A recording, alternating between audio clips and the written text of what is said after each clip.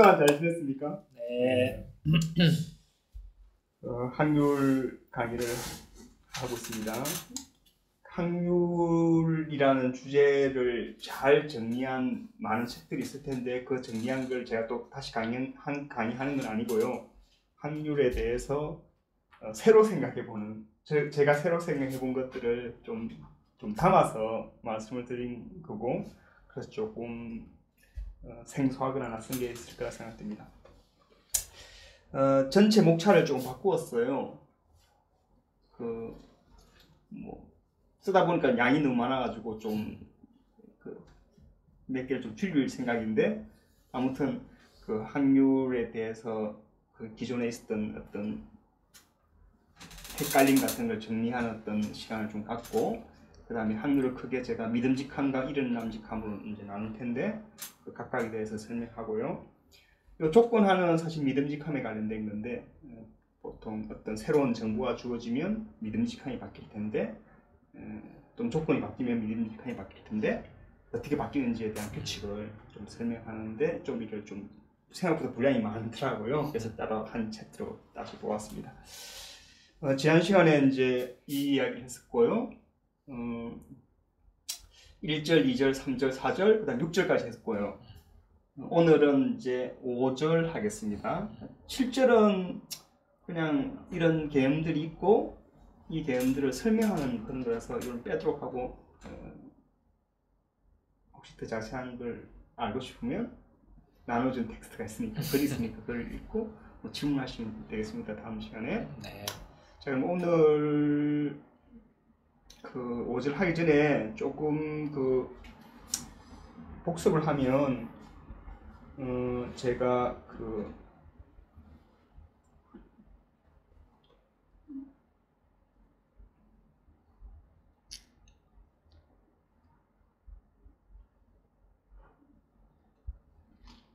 확률을 이제 크게 분류를 할 텐데, 객관과 주관으로 나누진 않고 이제 존재 확률과 이제 인식 확률로 나누고,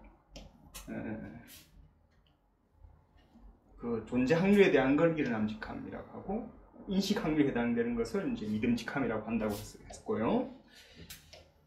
그 다음에 이른남직함은 그 사건에 매기는 확률이고, 믿음직함은 명제에 매기는 확률이다. 대충 이렇게 이야기를 했었습니다. 그래서 사건과 명제를 이렇게 두 개 나눴고요. 그 다음에 또 하나가 이제 그 이른남직함도 조건에 따라서 바뀌고 믿음직함도 조건에 따라서 바뀌는데, 그 각각의 조건이 뭐냐?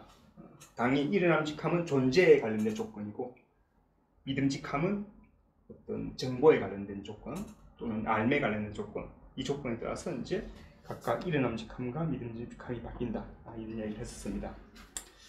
그래서 그걸 이제 존재 상황, 인식 상황 이렇게 이름을 붙였습니다. 자, 오늘은 이제 지금 기존에 있던 여러 개념들이 있는데, 불확실성, 불확정성, 미결정성 등등 이런 용어들이 있는데, 이 용어들하고 확률과의 관계를 조금 이야기하는 이제 절입니다.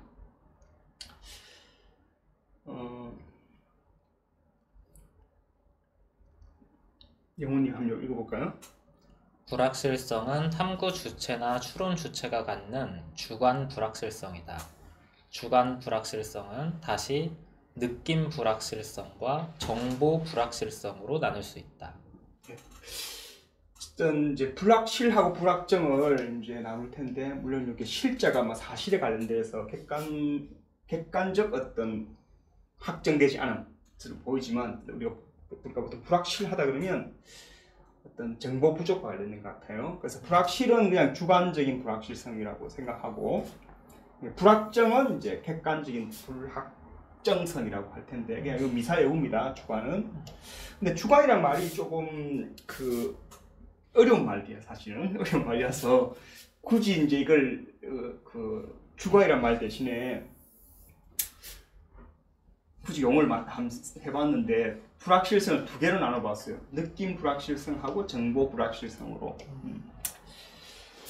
그 느낌은 이제 우리 인식 우리 인간이 이제 인식하는 방법이 막 여러 가지 있는데 하나가 지성을 이용하는 거고 하나가 우리 신체를 이용하는 게 있어요. 감각 같은 거 이런 거죠. 시각, 청각, 살갗의 반항, 뭐 오싹함 같은 것도 다 이제 우리 몸을 주로 이용하는 건데 그래서 이제 그래서 느낌이란 말을 부정적으로 쓴 건 아닌데 아무튼 정보가 있긴 있는데 제대로 파악을 못했다. 정보를 제대로 파악하려면 시간이 많이 걸려요. 뭐 단문도 해야 되고 책도 해야 되고 뭐 엄청 많이 배워야 돼. 근데 우리 몸은 그럴 시간이 없잖아. 그러니까 즉각적으로 이제 봐줘야 되는데 그때 느낌이라는 걸 통해서 이제 뭔가 정보는 아니지만 정보 비슷한 걸 이제 가지고 이제 뭔가 판단할 텐데 그때 생기는 불확실성을 이제 느낌 불확실성으로 이름 붙인 거예요. 이걸 주로 다루진 않을 겁니다. 이거는 그 심리학의 분야 같아. 철학이 다룰 수 있는 건 아닌가. 심리학. 그 다음에 이제 우리 철학이 다룰 수 있는 게 이제 그 정보 불확실성인데 뭐냐면 동원할 수 있는 정보 자체가 이 명제의 창값 또는 대상의 상태를 규정질 수 없는 것. 앞에 거는 우리가 너무 흐릿해. 정보를 제대로 파악 못했어. 또는 잘못 판단했어. 그때 생기는 불확실성. 이런 정보는 동원할 수 있는 정보는 다 파악했어. 그래도 여전히 확실하지 않은 것 상태. 이거를 정보 불확실성으로 생각했어요. 그 믿음직함은 정보 불확실성의 문제다라고 이제 생각합니다. 그리고 느낌 불확실성은 한글로 다루기에는 이 자체가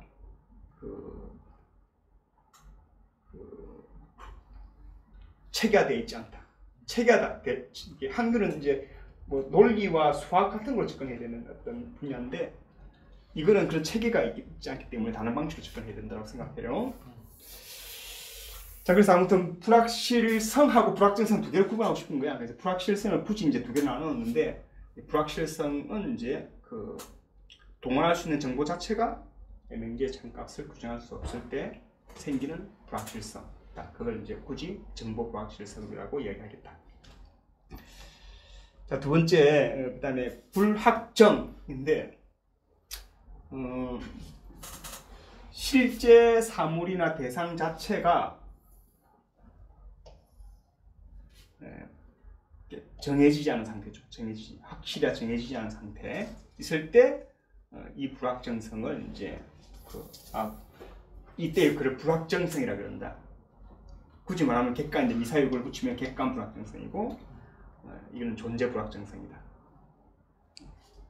아까 정보 불확실성은 인식 불확정성이고 불확실성이고 정보 불확실성은 인식적인 불확실성이고 불확정성은 존재 자체가 불확정되어 있다. 그런데 논란이 있죠. 예를 들어서 뉴턴 역학의 체계에서는 세계 그 자체가 불확정되어 있지 않다고 생각해요. 근데 이제 양자역학이 나오면서 세계가 정말로 불확정되어 있다라는 견해가 있고 양자역학 자체가 불완전하기 때문에 불확정되게 보일 뿐이다. 다만 불확실하다. 이게 두 견해가 있는 거예요. 그래서 이제 양자역학 초기에 그 하이젠버그의 원리가 들어봤어요? 혹시 공원님? 이거 어떻게 됩니까? 하이젠버그의 무슨 원리죠? 불확정성. 그렇죠. 불확정성 원리죠. 불확실성 원리가 아니죠. 그러니까 하이젠버그와 닐스 보어 이쪽 계열 이쪽 진영은 존재 세계 자체가 확정되어 있지 않다라고 보았어요. 근데 그에 반대한 아인슈타인은 이제 논문을 발표하죠. 그때 이제 논문 1935년 논문 제목이 양자역학의 기술은 완전한가라는 어떤 그 논문이었어요. 그러니까 그 말은 뭐냐면 양자역학이 이 세계를 기술하는 방식이 완전하지 못하다. 다시 말해서 아인슈타인의 개념입니다. 아인슈타인은 우리가 100%의 확실성을 가지고 예측할 수 있으면 거기에 확정되어 있는 실제가 있다고 생각했어요. 아인슈타인 개념이야. 우리가 만약 100%의 확실성을 가지고 기술할 수 있는 양이 있다면 그 양은 존재 세계에 있는 확정된 값이다. 근데 위치, 운동량 그런 게 확정된 값이다 생각했어요. 근데 양자역학은 이 확정된 실제를 모두 기술해야만 된다. 그래야 완전하다. 완전하다는 개념이 그거예요. 존재 세계에 있는 진짜 모습을 모두 담을 수 있는 체계여야만 그 체계는, 그 이론은 완전하다. 그런데 양자학은 그것을 기술하지 못한다. 그러니까 아인슈타인의 생각은 뭐냐면 이 세계 자체가 딱 정해져 있는데 양자학 자체가 이걸 다 기술하지 못한다. 따라서 양자학은 불완전하다. 세계 자체가 불확정되어 있다고 생각하지 않았던 거지. 그런데 이제 다른 쪽 진영은 보우와 하이젠베르 같은 사람은 양자학 자체는 문제 없어. 세계 그 자체가 확정되어 있지 않아서 그런 거야. 이렇게 한 거죠. 그때 이제 이 개념이 불확실성과 불확정성에 대한 개념을 또렷이 알아야 되는 거고, 이제 아인슈타인 같은 사람은 세계는 확정되어 있는데 우리가 불확실한 정보를 갖고 있다. 근데 코펜하겐 해석 진영은 세계가 불확정되어 있기 때문에 이론이 모두 그걸 다 기술한다 하더라도 우리한테는 불확실성이 있다는 거지. 우리한테 있는 불확실성은 세계 그 자체가 불확정되어 있기 때문에 불확실한 거다. 이게 이제 코펜하겐 진영. 반대 진영은 이제 세계 자체는 확정되어 있는데 우리가 양자학 이론 자체가 좀 허술하다. 이런 개념입니다. 그래서 아무튼 일단 그 세계 그 자체가 불확정되어 있으면 정보 불확실성은 생길 수밖에 없죠. 세계 자체가 불확정되어 있으니까 우리가 이 세계 자체를 모든 명제를 명확하게 창밖을 규정짓기에 쉬울 수 없는 거지.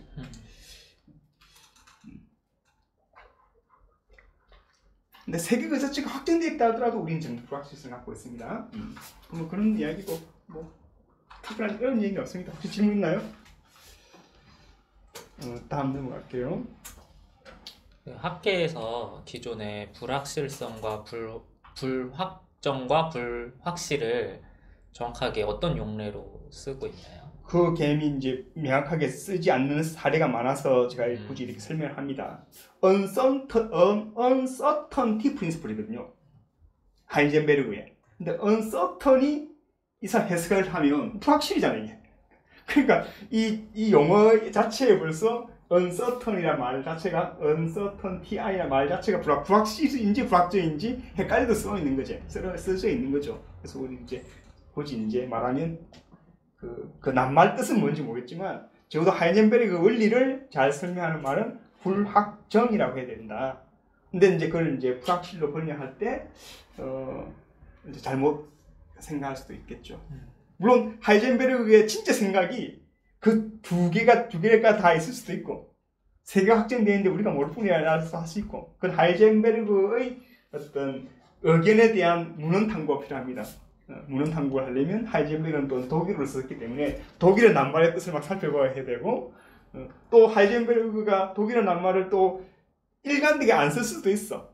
그러니까 그만큼 문헌 탐구는 이 과학철학 탐구지, 물리철학 탐구인 건 이제 텍스트에 대한 연산 분석이 또 필요하고 또 그 별개의 또 작업이에요. 과학사 작업, 별개의 작업이고 이제 제가 그건 할 수 없고 제가 그것도 한 재미난 주제지만 제가 이제 그게 시간을 바칠 수는 없고 그렇습니다. 좋은 질문이었습니다.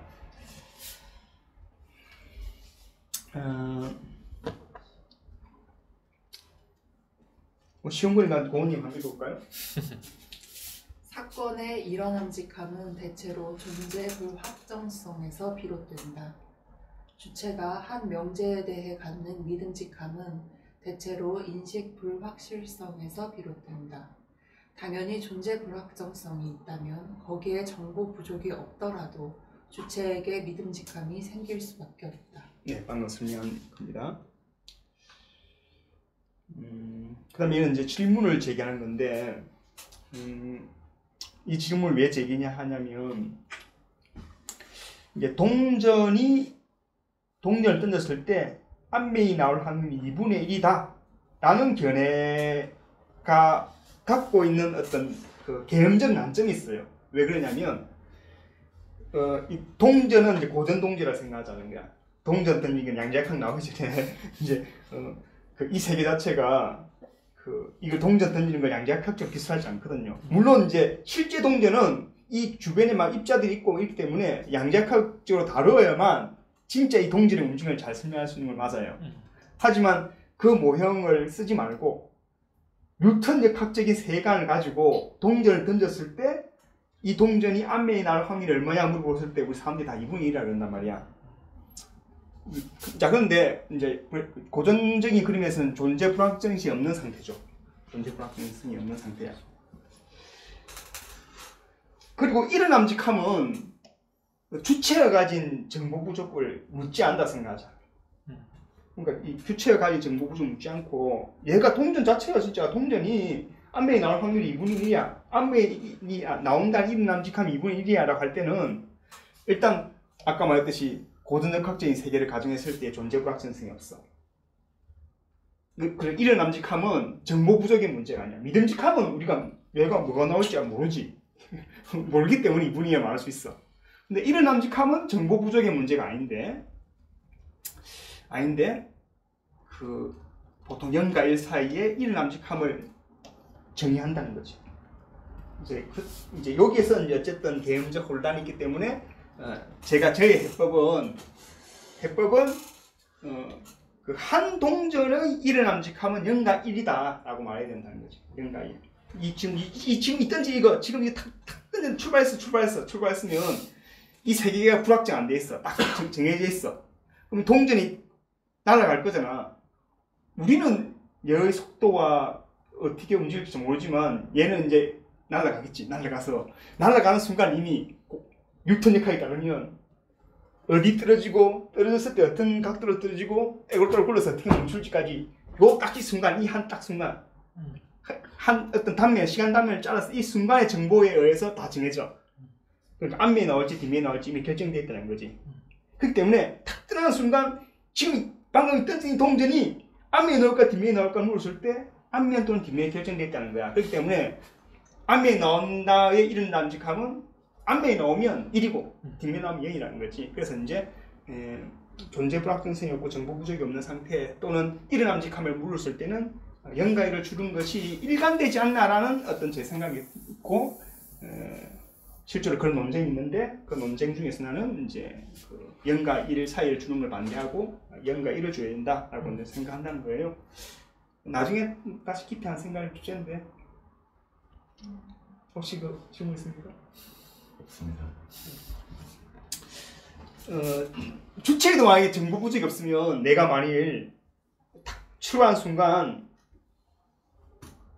얘의 어떤 초기 어떤 동전의 어떤 날아가는 속도, 방향 이런 거 다 이제 딱 이렇게 탁 정보가 있고 이제 여기 딱 이제 기계가 있어. 탁 찍어서 기계가 탁 사진을 찍고 탁 파악해. 해서 이제 엔터를 누르면 계산하는 거지.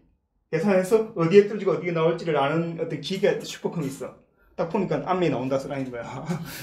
그럼 나한테는 모든 정보를 파악하고 있는 거지. 그럼 떨어지기 전에 쟤는 앞면 뒷면 중 한 개 결정되어 있다는 거야.